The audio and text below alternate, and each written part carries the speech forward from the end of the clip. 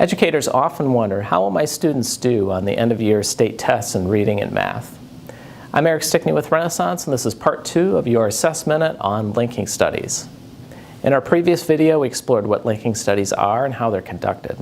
Here we'll share how you can interpret linking study-based reporting to predict outcomes and make informed instructional decisions. Now let's take an interim test here. For example, we have the STAR test.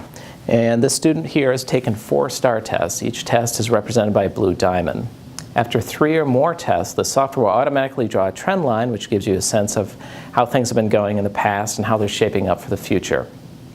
Now, when it comes to the state tests, you know that every state sets its own performance standards, and most states have between 3 and 5 performance categories. One of those categories is usually called meet standards or proficient, and this is the important one. Now, thanks to the linking study, we know how STAR equates to the state's test scale. And we've been able to essentially put the proficiency standard on the STAR scale here. So the proficiency standard is indicated by the STAR, and using growth norms, we can draw what we call a pathway to proficiency.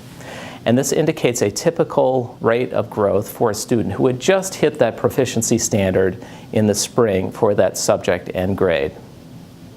Now we can compare the 2 lines, the trend line and the proficiency line.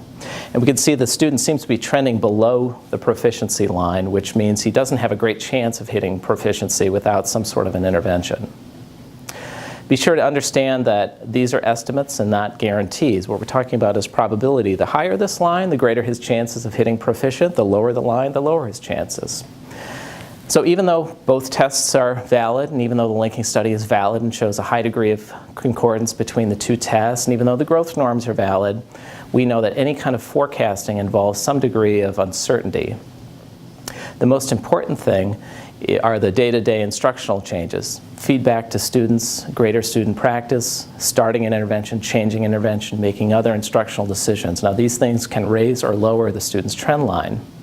The good news is, with prediction early in the year, you can have enough time to take action and make changes to increase the student's chance of hitting proficiency and meeting the state standards.